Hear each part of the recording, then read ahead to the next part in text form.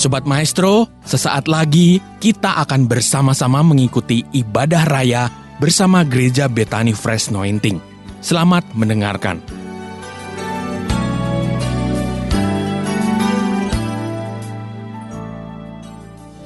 Mari buka hati angkat tanganmu. Bapa, di dalam nama Yesus aku berdoa, Engkau membukakan kebenaran ini kepada kami, selubung yang masih menutup sehingga kami tidak mengenal Engkau dengan sepenuhnya.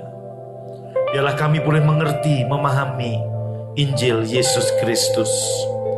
Sampaikan firman-Mu, kami siap diberkati. Urapi hamba-Mu, urapi kami semua. Dalam nama Yesus yang siap diberkati, sama-sama berkata amin. Boleh lebih mantap lagi katakan amin. Sekali lagi angkat tangan, katakan amin. Tepuk tangan paling meriah buat Tuhan. Amin. Shalom. Gimana kabar Bapak Ibu Saudara semua? Kuat, makmur, panjang umur, mudah diberkati Tuhan. Amin. Tuhan Yesus memberkati Bapak Ibu Saudara semua. Amin. Sebelum duduk lihat kiri kanan, berikan saudaraku senyum. Walaupun gak kelihatan, tapi dengan mata Anda menyipit, itu Anda kelihatan senyum. Amin. God bless you. Silahkan duduk saudara. Amin. Hari ini sambungannya saya lebih menekankan kepada lebih dari penghibur. Lebih dari penghibur. Katakan dengan saya. One more time. Lebih dari penghibur. Nah, mari kita lihat saudaraku ayat berikutnya kita baca. Saudaraku, oke, ntar dulu ya.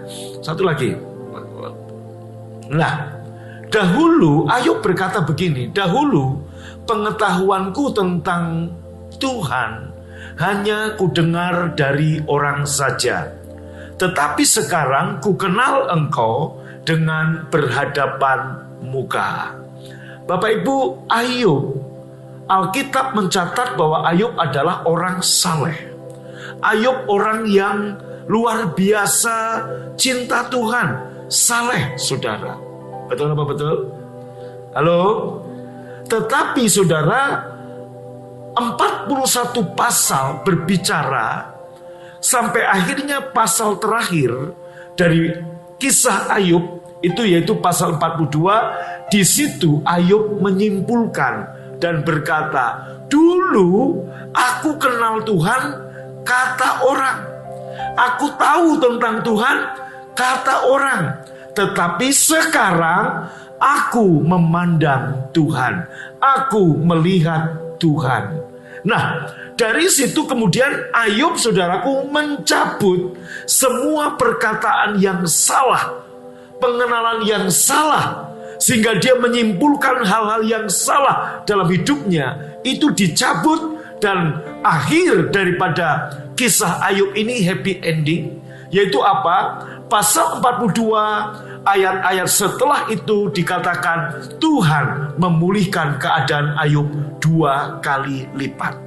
Bapak Ibu, ini yang saya sebut pewahyuan pribadi, pengenalan pribadi. Tuhan mau saudara mengenal Dia secara pribadi, mendapat pewahyuan pribadi, bukan karena kata pendeta, bukan karena kata orang, tapi di tengah saya khotbah ini, saya berdoa, Roh Kudus bicara dan Anda berkata, iya, mataku sekarang terbuka melihat Tuhan, mengerti, mengenal tentang Tuhan. Katakan amin. Amin. Saudaraku, pengenalan karena kata orang membuat kesimpulan kita sering salah. Sebagai contoh, beberapa kali Ayub salah fatal. Maka dalam pasal 42 Ayub mencabut perkataan-perkataan yang salah, yang bodoh, yang fatal. Apa contohnya perkataan-perkataan Ayub yang dicabut? Satu, Ayub pernah ngomong sama istrinya begini, kamu ngomong seperti perempuan gila. Kenapa kamu hanya mau menerima yang baik dari Tuhan, tapi gak mau terima yang buruk dari Tuhan? Betul saudara? Ayub ngomong begitu sama istrinya. Nah, kemudian perkataan Ayub ini dikutip oleh banyak gereja, oleh banyak pendeta sampai hari ini, seolah-olah itu firman Tuhan, itu perkataan Tuhan. Padahal itu perkataan Ayub yang bodoh, yang salah. Kenapa Bapak Ibu? Tuhan nggak pernah memberi yang buruk kepada Anda. Nggak usahlah Tuhan, bapak-bapak di sini, mana ada bapak yang ngasih yang buruk buat anaknya. Bapak kita, saudaraku, semaksimal mungkin, orang tua kita semaksimal mungkin memberi yang baik kepada anak-anaknya. Halo Pak John, kira-kira anak pernah nggak punya rencana ngasih buruk? Nggak ada. Itu Pak John yang belum sempurna, Pak John yang banyak kelemahan. Itu aja saudaraku nggak mau memberi yang buruk, terlebih Bapakmu yang di surga. Betul? Dia selalu memberi pemberian yang baik. Kok nggak amin saudara? Betul? Diusahakan, dimampukan. Saya, anak-anak saya, saudaraku, minta apa? Saya ngasih yang baik. Saya nggak mau ngasih yang buruk. Nah, Ayub ngomong begini, saudara sama istrinya, kamu hanya mau nerima yang baik dari Tuhan. Kenapa nggak mau nerima yang buruk? Saudaraku, ini bukan firman Allah. Ini perkataan bodoh Ayub. Kalau itu firman Allah, berarti kita punya Allah yang kadang-kadang baik, kadang-kadang ngasih yang buruk. Saya percaya Bapak di dunia aja tidak begitu, terlebih Bapak kita di surga. Yang percaya tepuk tangan dong buat Tuhan. Amin. Next. Apalagi yang Ayub bodoh, saudaraku. Ayub juga ngomong begini, ya. Tuhan yang memberi, Tuhan yang mengambil. Dari sini kita seolah-olah berpikir itu perkataan Tuhan.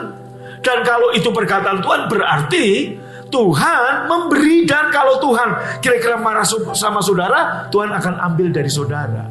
Itu contoh-contoh perkataan bodoh Ayub.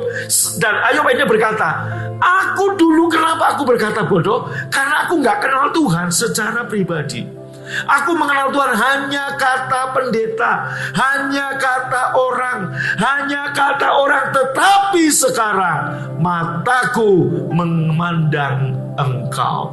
Malam ini saya berdoa, mata Bapak Ibu Saudara memandang Tuhan, sehingga kita bisa mengenal Dia, mendapat pewahyuan secara pribadi. Dan waktu kita mengenal Dia secara pribadi, inilah awal dari Ayub dipulihkan 2 kali lipat.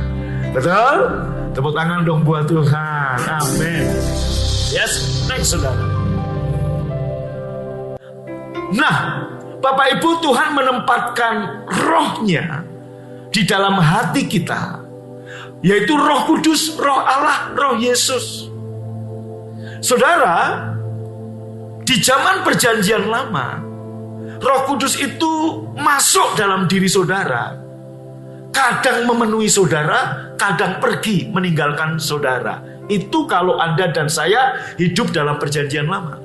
Sebagai contoh, ketika Simson diurapi Roh Kudus, dipenuhi Roh Kudus, Simson punya kekuatan pengurapan yang dahsyat. Kekuatan fisiknya mengalahkan banyak orang. Kekuatan fisiknya, saudaraku, merobohkan gedung tetel orang Filistin. Ketika saudaraku Daud diurapi Tuhan, ada roh masuk, dia bisa melakukan hal-hal yang dahsyat. Ketika Salomo dipenuhi Roh Kudus, dia punya roh hikmat yang luar biasa. Tetapi, perhatikan baik-baik, tetapi Roh Kudus di zaman Perjanjian Lama kadang masuk, kadang pergi. Nah, di dalam Perjanjian Baru lewat kematian Yesus, ingat, Yesus mati di kayu salib. Harga untuk roh Allah itu ada dalam hati Anda dan saya senantiasa adalah kematian Yesus. Jadi Bapak Ibu, sekarang roh yang ditempatkan buat saudara itu sekali dan untuk selama-lamanya, dan tidak pernah sedetik pun roh Allah itu pergi dari saudara. Dia tinggal dalam saudara selama-lamanya. Tepuk tangan dong buat Tuhan. Makanya Bapak Ibu, di hati inilah rumahmu, di hati inilah baitmu. Artinya hati kita ini dijadikan rumah kediaman Tuhan. itu lewat kematian Yesus. Nah, roh yang ditaruh di dalam diri saudara itu bersaksi bersama-sama dengan roh kita, baca sama-sama, bahwa Anda dan saya adalah apa? Tolong anak-anak Tuhan lambaikan tangannya. Anda anak Allah. Namanya anak punya warisan. Namanya anak punya kedudukan. Namanya anak disayang. Apa yang Bapak punya, anak punya. Itulah Bapak, Ibu, Saudara, dan saya. Katakan, saya anak-anak Allah. Amin. Lebih mantap dong, saya anak-anak Allah. Amin. Terus saudaraku, sebab, kami tidak memperhatikan yang kelihatan.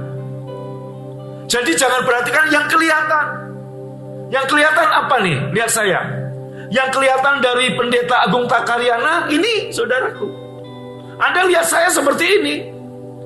Tapi kalau Anda memperhatikan yang tidak kelihatan di dalam diri saya, siapa itu?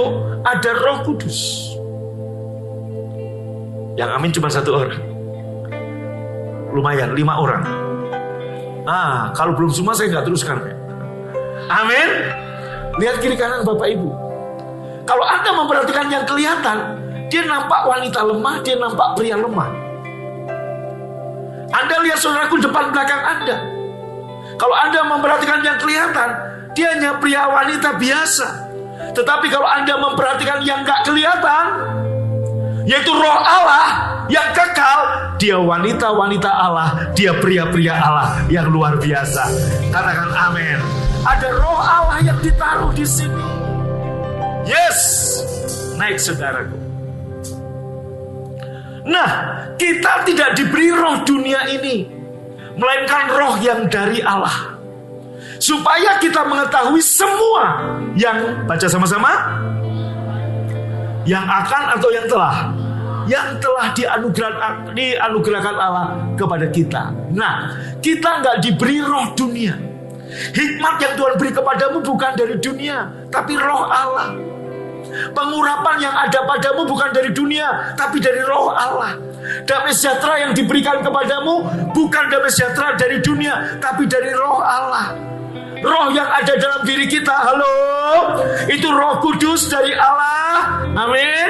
Nah, Roh Kudus ini akan memberitahu kepada kita semua yang telah dianugerahkan Allah kepada kita.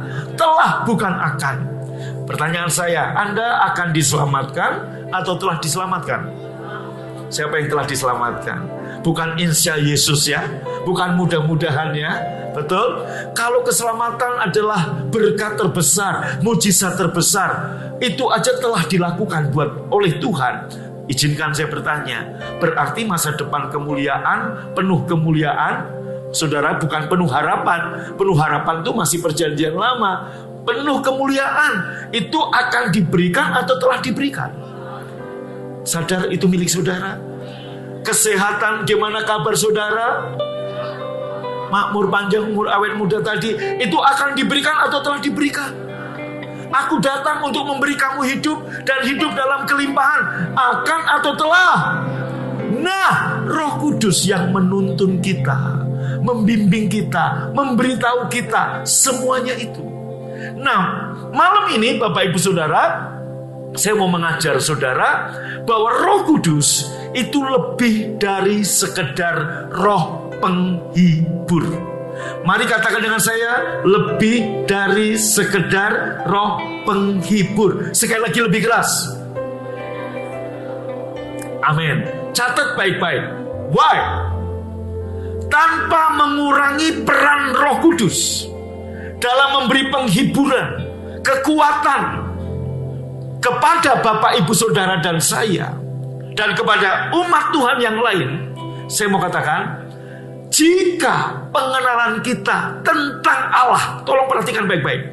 Jika pengenalan kita tentang Allah, tentang Roh Kudus, hanya sekedar roh penghibur. Jika pengenalan kita tentang Roh Kudus hanya sekedar roh penghibur, yaitu dia akan menghibur, dia akan memberi kekuatan, dia akan mereparasi kita ketika kita terluka, ketika kita jatuh, ketika kita mengalami masalah yang berat, Dia memberi kekuatan, Dia memberi penghiburan, Dia menolong kita. Jika pengenalan kita tentang Roh Kudus hanya sebatas itu, mohon maaf, Anda dan saya sedang menempatkan diri kita sebagai korban dalam kehidupan. Halo? Saya ulangi. Kalau saudara hanya mengenal Dia sebatas roh penghibur. Pak, bukankah Dia roh penghibur? Betul, saya nggak ngomong itu salah, itu betul. Maka judul khotbah saya lebih dari sekedar roh penghibur. Kalau kita hanya menempatkan Dia hanya sekedar roh yang menghibur, yang memberi kekuatan saat kita lemah, yang menghibur kita saat sedih, yang memberikan penghiburan ketika kita susah, artinya kita menempatkan diri kita sebagai korban dalam kehidupan. Kita hanya datang membutuhkan pertolongan Dia ketika kita lemah, terluka, sakit, jatuh, dan sebagainya. Saya beri contoh, Pak Petrus ini. Katakan Pak Petrus ini tukang pijat. Saudaraku, saya capek. Dari pagi sampai sore saya bekerja. Saya lelah. Nah, supaya saya mengalami fresh, saya butuh dipijat. Maka saya datang ke tukang pijat. Nah, saya datang, pijat dong mas. Kurang enak yang mantep. Nanti saya upain, tenang aja. Oke, terus, aduh kurang keras, lebih keras lagi. Aduh, ya. Pura-pura aja. Amin. Nah, Bapak Ibu, enak nih. Udah enak, saya pergi lagi. Udah nih, saya pergi lagi. Minggu depan saya kerja lagi, saya capek lagi, saya salah urat waktu begini atau salah tidur sehingga leher saya sakit waktu nengok. Saya datang lagi ke tukang pijat saya, yaitu Pak Petrus. Nah, mas, ini mas agak sakit mas, pijit sini mas. Aduh, puji itu enak betul. Aduh. Oke, cukup. Minggu depan begitu lagi, saya datang lagi. Minggu depan begitu lagi, saya datang lagi. Artinya, saya menempatkan Dia sebagai tukang pijat, dan saya menempatkan diri saya sebagai korban yang sedang capek, yang mengerti lambaikan tangannya. Nah, ketika Anda hanya menempatkan mengenal Roh Kudus, roh penghibur toh, Anda sedang menempatkan, meremehkan Roh Allah. Satu. Yang kedua, Anda sedang menempatkan diri Anda sebagai korban dalam kehidupan. Allah nggak mau Anda menempatkan dirimu sebagai korban. Ditempatkannya Roh Allah di dalam diri kita, karena Allah mau Anda ditempatkan sebagai pemenang dalam kehidupan. Yang mengerti tepuk tangan paling meriah, katakan amin. Tangkap saudara? Amin. Dengar baik-baik. Yesus berkata begini kepada murid-muridnya, kamu harus nunggu di Yerusalem sampai kamu dipenuhi dengan kuasa dari tempat maha tinggi, yaitu Roh Kudus. Hari Pentakosta tiba, mereka dipenuhi Roh Kudus. Saudaraku, Roh Kudus turun atas mereka, dan Yesus berkata, kamu akan menerima kuasa. Kalau Roh Kudus turun, kamu akan jadi saksiku di Yerusalem, Yudea, Samaria, bahkan sampai ke ujung bumi. Dan tanda-tanda ini akan menyertai kamu. Kamu akan menumpangkan tangan atas orang sakit, dan orang sakit itu sembuh. Kamu akan minum racun maut dan tidak mati. Kamu akan mengusir setan dalam namaku. Dan sign and wonder, tanda-tanda dan ajaib mujizat engkau akan lakukan, karena Roh Allah turun dalam dirimu. Izinkan saya bertanya, pemenang atau korban? Halo? Tuhan ngasih Roh Kudus untuk jadi pemenang atau korban?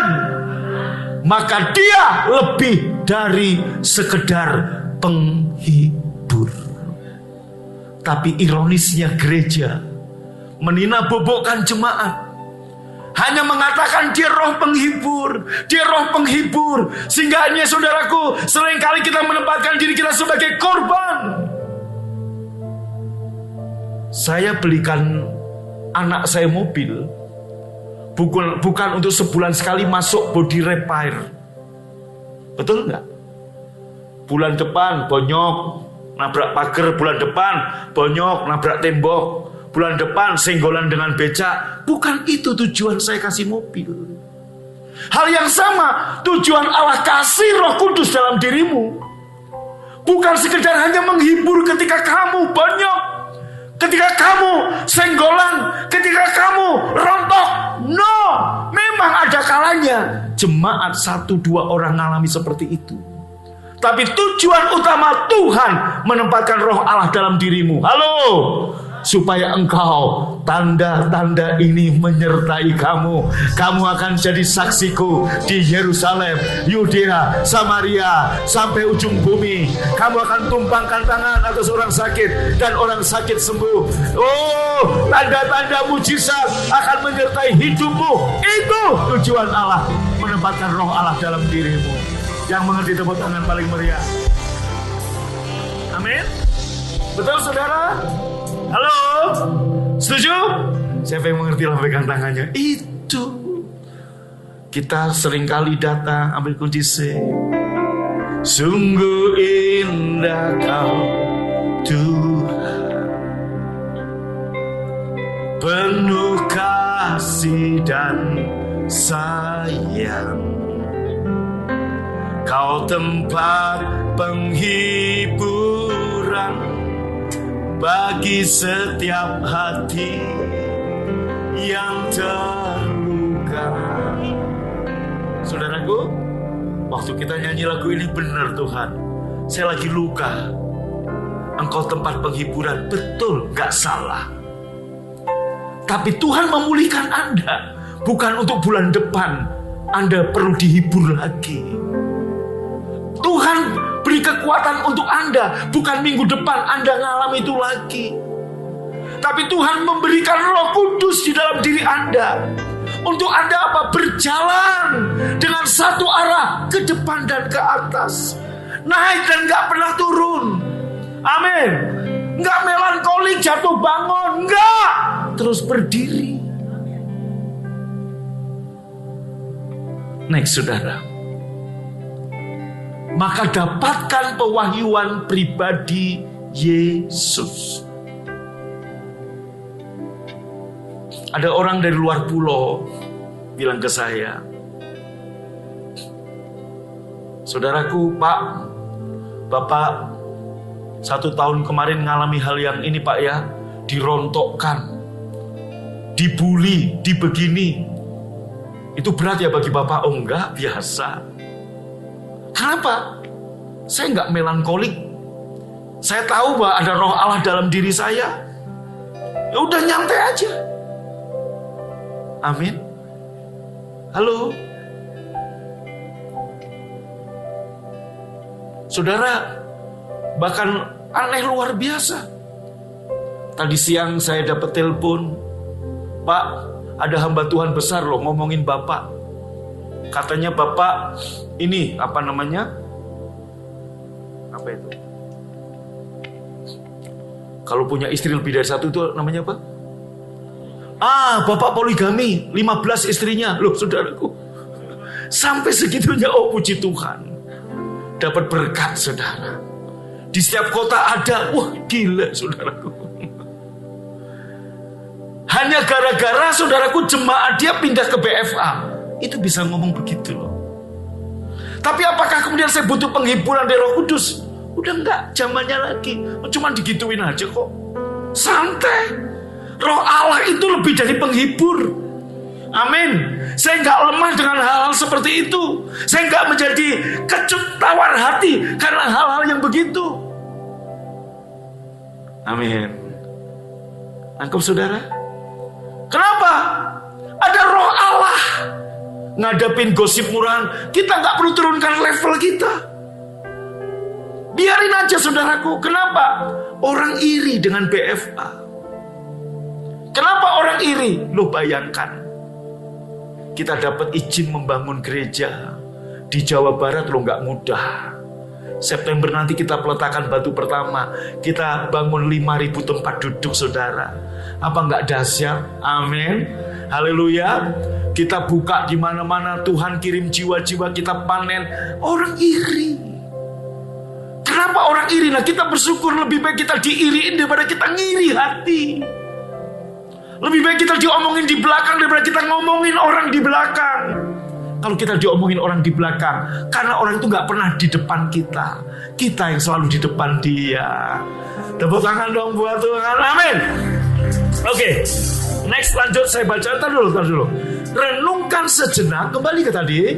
Dapatkan pewahyuan pribadi Yesus. Renungkan sejenak apa yang telah Tuhan beri kepadamu dan apa yang diharapkannya dari kita.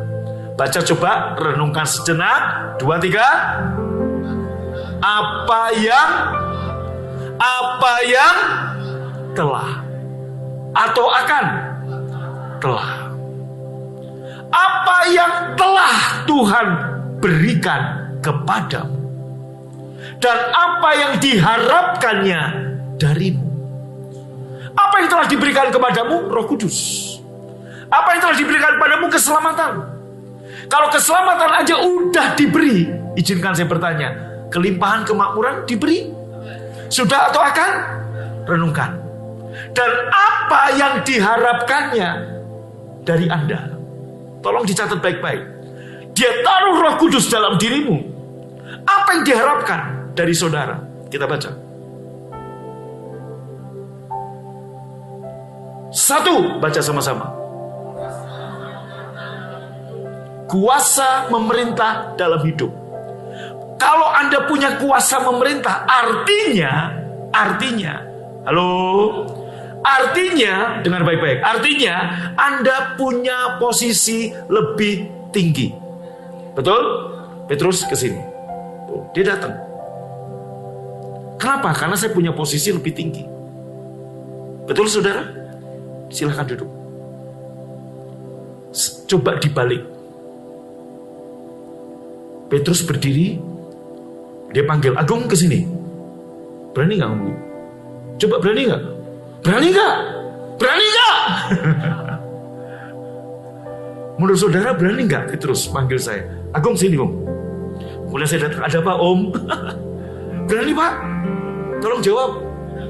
Kenapa nggak berani Pak Jo? Kalau berani sama aja dia milih keluar, pecat saudaraku.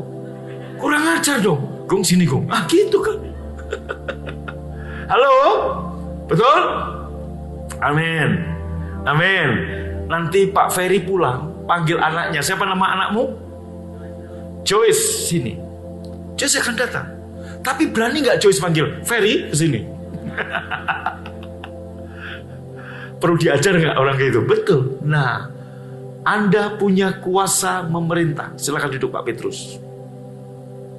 Ini tim PW kalau nggak saya suruh kayak tadi yang ibadah pagi 7, 9, 11. Kalau nggak saya bilang begini, mereka nggak akan kencing. Ditahan-tahan saudaraku. Dikuat-kuatin, ditahan-tahanin. Tapi kalau saya bilang, nah, mereka akan kencing. Kenapa? Saya punya posisi di atas. Nah, Anda dengan adanya roh Allah ditaruh dalam dirimu, Anda punya kuasa memerintah. Memerintah atas cuaca, memerintah atas badai, memerintah atas sakit penyakit, memerintah atas segala atas dunia ini. Anda punya power. Semangat dong, halo. Tepuk tangan buat Tuhan, katakan amin. 2. Baca sama-sama.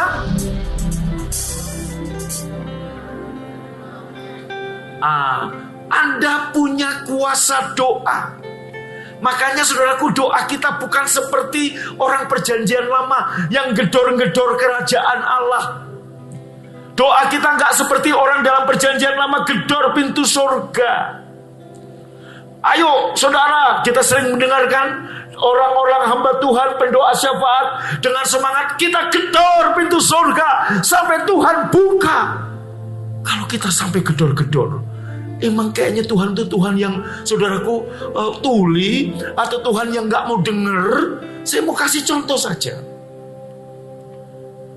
Anda punya anak, pada waktu anak Anda masih kecil. Anda pulang kerja, pulang bisnis jam 11 malam. Anda tidur, baru setengah jam tidur. Anakmu ketok-ketok pintu, ketakutan, nangis. Papa, mama bukain, Sinyo takut. Apa yang Anda lakukan? Baru tidur setengah jam. Apa yang Pak John lakukan? Pak John, apa yang Pak John lakukan? Ketawa. Hah? Halo, apa yang Pak Eka lakukan? Buka pintunya toh? Buka pintu. Bapak yang baik nggak ada lah di sini. Pak Rudi waktu anak masih kecil ketok pintu. Kemudian Pak Rudi baru datang, baru tidur setengah jam. Kemudian Pak Rudi bilang gini sama istrinya yang mau buka pintu. Mah nggak usah, biarin aja, belum gedor. Begitu. Kalau itu Bapak di surga, betapa menyedihkan kita punya Bapak di surga. Firman Tuhan berkata, waktu pintu diketok, Dia akan buka. Nggak usah digedor, diketok. Gedor itu penagih utang. Kita bukan penagih utang. Setuju, katakan amin. Amin. Amin. Gedor itu saudaraku, apa itu? Penagih utang. Gedor itu apa? Oh, orang mau eksekusi rumah orang, kejaksaan atau polisi mau eksekusi warung, itu perlu digedor. Tapi kerajaan surga cukup diketok. Kok nggak amin? Ku ketuk pintumu dan kau bukakan. Ayatnya ku ketuk pintu, bukan ku gedor. Kalau Anda gedor, Tuhan bingung. Jadi kita nggak perlu teriak-teriak, saudaraku. Yesus, pakai toa, pakai speaker, nggak perlu. Konda amin. Amin. Dan kita punya keyakinan, apa yang kita minta, Tuhan beri. Ini roh yang ditempatkan dalam dirimu. Amin. Nomor 3. Baca.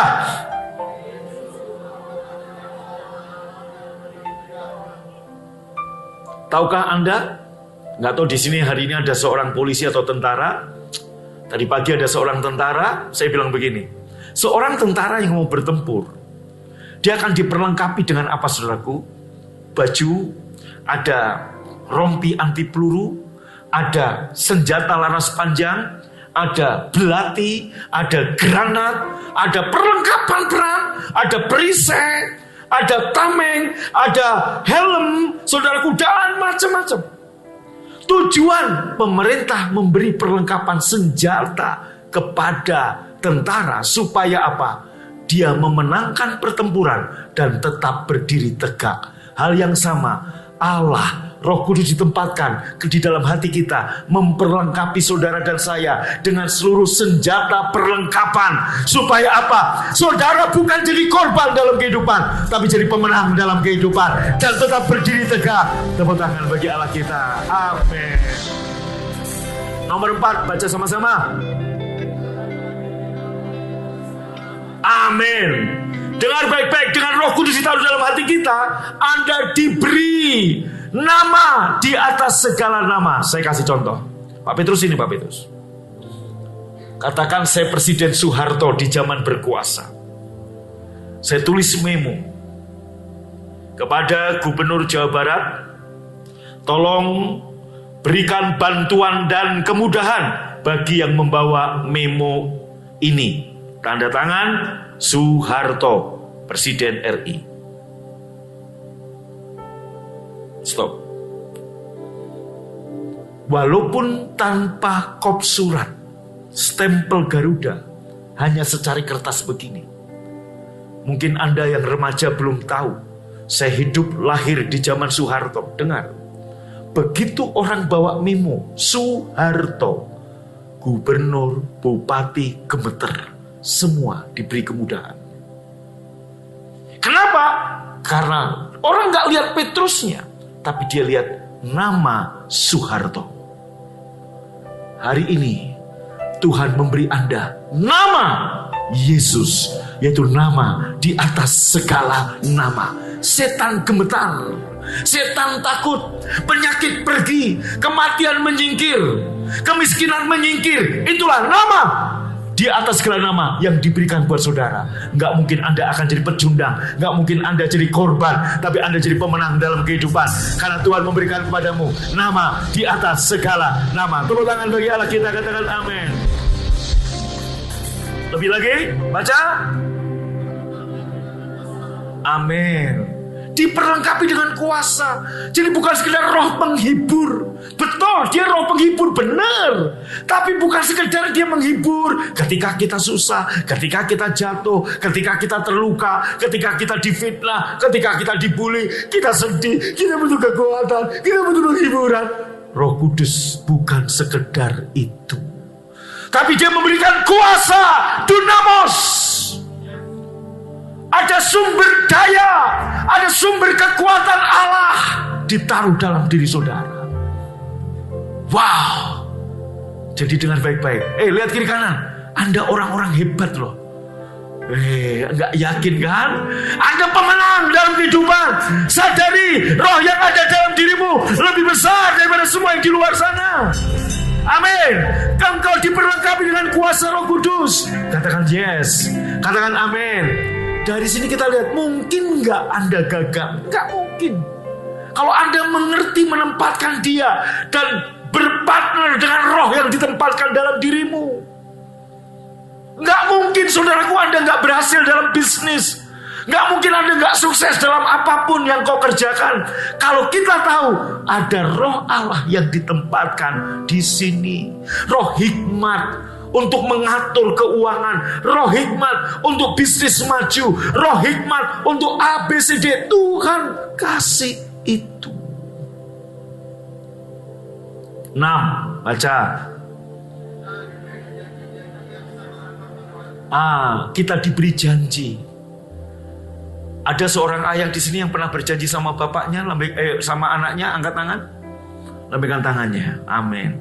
Pak John, Bapak katakan janji 100 janji untuk anakmu yang nomor 3 atau nomor 2. Katakan, dari 100 janji itu Pak John, berapa yang tidak Anda tepati? Nggak nyampe 10 kan? Paling 90% ditepati toh? Ada kita mungkin lupa, ingkar janji mungkin 10? Betul. Itu Pak John. Saya mau kasih tahu saudara, kita Bapak di dunia, saya sama seperti Pak John. Dari 100 janji saya pada anak-anak, paling 5 saya ingkar janji atau saya tunda janji saya atau belum saya tepati, paling 5. Ini saya manusia, terlebih Bapakmu di surga. 100% dia menepati janjinya. Dan Anda diberi janji yang berharga. Nomor 6, kita diberi janji-janji yang sangat berharga. Jadi bukan sekedar apa? Penghibur. 7, sabar. Masih ada 72 lagi saudara. Karena ini 79. Loh, Anda ini 79, jadi bukan hanya penghibur. Amin. Kurang mantap, amin. Nomor 7, baca. Dulu kita iri sama Musa. Karena Musa turun dari Gunung Sinai, wajahnya bercahaya orang Silo. Banyak hamba Tuhan mengharapkan seperti itu, punya wajah bercahaya sehingga jemaat Silo. Gampang sebenarnya kalau mau Silo jemaatnya saudara. Ya, kalau udah nggak ada rambut itu Silo saudaraku. Nah, saudara, kenapa kok Musa bercahaya Pak, Bu? 40 hari dia doa, 40 hari dia bergaul dengan Allah di atas Gunung Sinai. Dia ketemu dengan Tuhan. Nah, bergaulnya dia dengan Allah 40 hari ini membuat mukanya bercahaya. Karena apa? Seperti bulan. Bukan Musa yang punya cahaya, tapi sinar Allah dari Musa mantul. Sama seperti bulan. Bulan gak punya cahaya, tapi dia saudaraku memantulkan cahaya matahari. Betul? Nah, kenapa Musa bercahaya? Karena dia bergaul dengan Tuhan. Dan ketika dia turun dari Gunung Sinai, setiap langkah turun sesungguhnya cahayanya semakin pudar. Tetapi kita Saudaraku, bergaul dengan Allah bukan 40 hari karena roh Allah tinggal di kita. Bukan 40 hari, tapi selama-lamanya cahaya dalam wajah kita penuh kemuliaan, tidak pernah memudar. Makin lama makin terang. Katakan amin. Musa iri sama kita, bukan kita iri sama Musa. Katakan amin. Kita hidup dalam perjanjian yang lebih baik. Musa hidup dalam perjanjian hukum Taurat. Kita hidup dalam perjanjian yang baru, perjanjian kasih karunia. Semua berdasar kasih Tuhan buat kita. Oh, tepuk tangan dong buat Tuhan. Wow. Nomor 8, baca yang keras. Anda yang pernah beli rumah dari developer, rumah baru, ada acara serah terima kunci. Saat saudara sudah lunas, Anda akan diberi undangan oleh developer untuk serah terima kunci. Begitu Anda tanda tangan, kunci diserahkan sama Anda. Apapun yang ada di rumah itu hak Anda. Kalau di rumah itu tertinggal kulkas, itu milik Anda. Jual beli rumah juga seperti itu. Notaris akan memberikan perjanjian. Semua bangunan yang ada di atas tanah itu dan semua yang ada di dalam tanah itu semua menjadi milik pembeli yang baru. Katakan ada pohon mangga dan berbuah, milik pembeli yang baru. Katakan di bawah pohon mangga ada warisan Gajah Mada, itu milik Anda. Hal yang sama, Tuhan memberikan Anda kunci kerajaan surga. Artinya apa? Apa yang Anda perlukan di surga. Gudangnya kesembuhan, gudangnya kemakmuran, gudangnya kelimpahan, gudangnya sukacita. Anda sudah terima kunci, tinggal ambil, buka, ambil. Satu persatu Anda ambil. Gak mungkin Anda keleleran, karena kunci kerajaan surga Tuhan berikan kepada saudara. Coba angkat tangannya, siapa yang punya kunci kerajaan surga? Pernah buka gak? Halo? Pernah buka belum? Pernah buka belum? Kalau Anda punya kunci, perlu gedor gak? Halo, jadi doa yang sepertinya heroik, kita gedor pintu surga. Benar apa salah? Kok nggak jawab? Benar nggak Pak Ferry? Salah, punya kunci kok. Anda gedor Petrus, ngintip dari jendela, lu ngapain gedor-gedor? Lu udah punya kunci. Betul nggak? Yakobus akan ngomong, goblok lu, kira-kira begitu. Lu udah punya kunci, tinggal dibuka. On lu, kira-kira begitu. Iblis ketawa. Kenapa iblis ketawa? Seneng dia lihat orang-orang Kristen bodoh. Udah punya kunci, Pak, ngapain pakai gedor-gedor? Setuju? Halo? Anda punya kunci rumah, perlu gedor nggak? Anda gendor kalau kuncinya hilang. Kapan kuncimu hilang? Waktu kamu menyangkal Yesus, kunci itu hilang.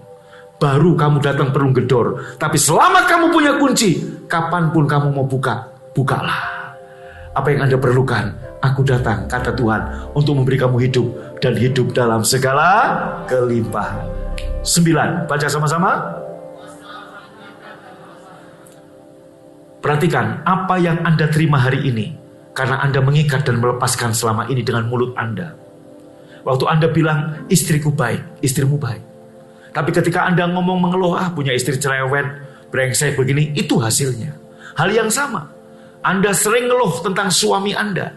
Kenapa Anda nggak bilang, menciptakan kembali dengan kata-katamu, suamiku baik, suamiku setia, suamiku oke, suamiku sehat, suamiku nggak pelit, suamiku dipenuhi dengan kemuliaan Tuhan, suamiku sukses. Anda akan mengalami itu. Sebab Anda punya kuasa untuk mengikat dan melepaskan. Katakan amin. 10. Baca. Memiliki otoritas firman Tuhan. 11. Nanti posisi Anda di surga di mana? Sebelah kanan Allah Bapa. Karena Yesus di sebelah kanan Allah Bapa, Anda juga di sebelah kanan Allah Bapa. 12.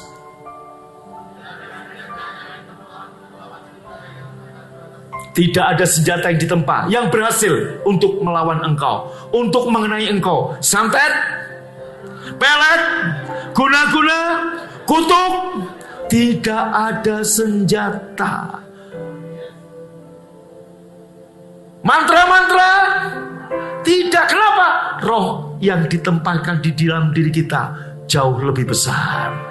Tidak ada senjata yang ditempa bisa mengenai saudara. Amin. 13. Yesus dihukum, dicambuk supaya apa? Oleh bilur-bilurnya kita menjadi sembuh dan sehat. 14. Tuh, saudaraku, Anda diberi kuasa menginjak musuh. Siapa musuhmu? Setan, kemiskinan, sakit penyakit, taruh di bawah kakimu. Sebab Anda adalah, saudaraku, tubuh dari Yesus. Dan semua musuhnya diletakkan di bawah kaki Yesus. Siapa kaki Yesus? Kita. Yesus kepala gereja, kita anggota tubuh. Berarti apa? Musuh-musuh kita ditaruh di mana? Di bawah. 15. Amin. Jadi ada iblis lawan, dia akan lari daripadamu. Bukan kita yang lari, iblis yang lari. Kalau ada yang lari lewat kuburan, Anda masih kalah sama iblis, saudaraku. Pak, tapi merinding lewat kuburan. Ya, itu bukan pengurapan, itu roh ketakutan, saudaraku. Haleluya. 16.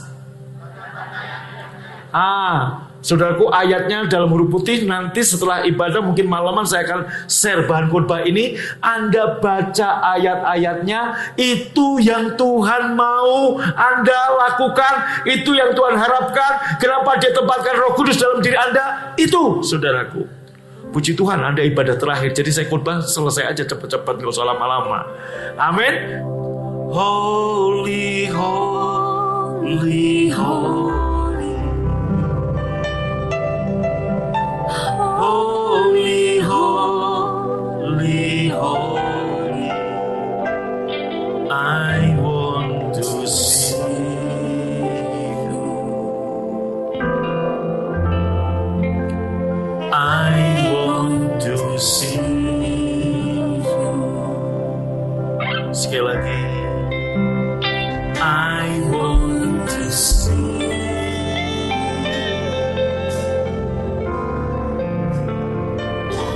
Amin. Bapak Ibu, mari angkat roti dengan tangan kanan kita.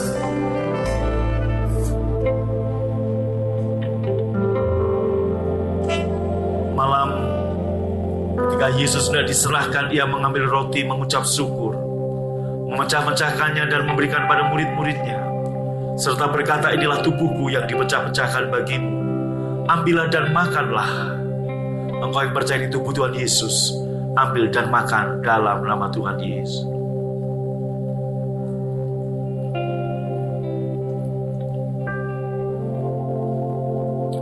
Mari angkat cawan dengan tangan kanan saudara. Tuhan Yesus mengambil cawan, sudah makan, memberikan pada murid-muridnya, dan berkata, ini cawan perjanjian baru yang dimeteraikan oleh darahku. Ambillah dan minumlah, menjadi peringatan akan aku. Engkau yang percaya di darah Tuhan Yesus, ambil dan minum dalam nama Tuhan Yesus. Haleluya. Naikkan syukurmu. Engkau buka mata hati kami, untuk kami boleh melihat pengharapan apa yang ada dalam panggilan-Mu. Betapa kayanya bagian yang telah ditetapkan bagi kami orang-orang pilihan-Mu. Engkau menempatkan Roh Kudus di dalam diri kami, bukan sekedar menghibur, tapi itu roh yang dahsyat. Allah sendiri, Allah yang hebat ditaruh di dalam kami. Maka perjalanan hidup kami hanya satu arah, ke atas dan ke depan. Kami menjadi pemenang dalam kehidupan, bukan korban dalam kehidupan. Terima kasih Tuhan. Terima kasih. Dan sebagai tanda syukur kami mau beri persembahan. Kami kembalikan persepuluhan kami. Dan sebelum kami pulang, kami terima berkat. Buka hati, angkat tanganmu. Tuhan memberkatimu dan melindungimu. Tuhan menyinarimu dengan wajahnya dan memberimu kasih karunia. Tuhan menghadapkan wajahnya kepadamu dan memberimu damai sejahtera. Pulanglah dan terimalah berkat yang berlimpah-limpah dari Bapa di surga, cinta kasih dari Tuhan Yesus, persekutuan yang manis Roh Kudus menyertai memberkati engkau dari sekarang sampai selama-lamanya. Yang percaya diberkati sama-sama berkata, amin.